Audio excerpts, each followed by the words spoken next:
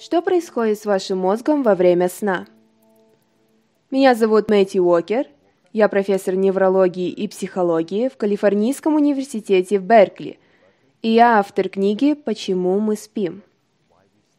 Что такое сновидение и что происходит, и есть ли реальная польза сновидения?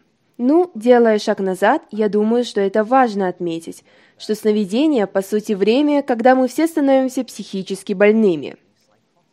И прежде чем, возможно, вы начнете отрицать этот диагноз, я приведу вам 5 веских причин. Когда вы прошлой ночью спали, во-первых, вы начинаете видеть вещи, которых там не было, так что у вас была галлюцинация.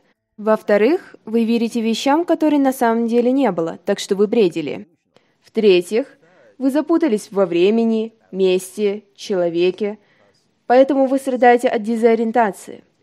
В-четвертых, у вас было дико колебающиеся эмоции, похожие на маятник, то, что мы называем аффективно лабильным. А потом вы замечательно просыпаетесь этим утром, и ты забываешь большинство, если не все, этого опыта сна. Итак, вы страдаете от амнезии.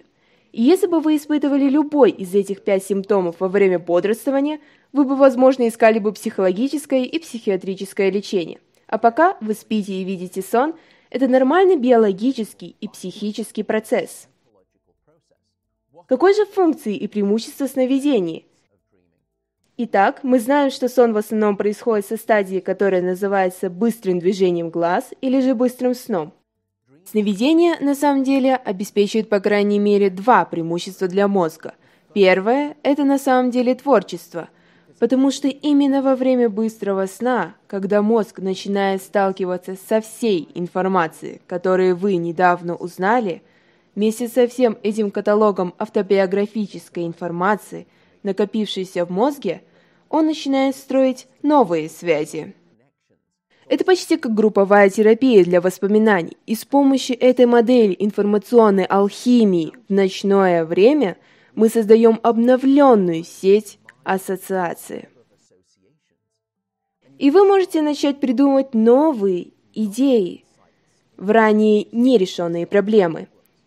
Так что вы просыпаетесь на следующее утро с новыми решениями. И это, вероятно, причина того, что никто никогда не говорил вам, что вы должны бодрствовать в проблеме. Вместо этого люди говорят, чтобы вы спали над проблемой. И теперь у нас есть веские доказательства того, что именно сон дарит нам этот тип информационной мудрости, а не просто знания. По сути, второе преимущество сна – это форма ночной терапии.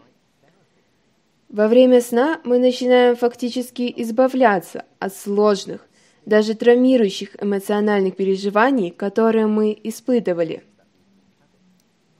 И сон почти развивает этот эмоциональный, горький привкус из воспоминаний, которые мы пережили в течение дня. Чтобы, проснувшись на следующее утро, мы почувствовали себя лучше по поводу этих переживаний. Таким образом, вы можете думать о сне как об эмоциональной первой помощи. Считайте, что этот ночной успокаивающий бальзам на ночь, который сглаживает эти болезненные, жгучие края трудных переживаний. Так что момент, проведенный во время сна, не исцелит все ваши раны, но этот отрезок времени обеспечит вам эмоциональное выздоровление.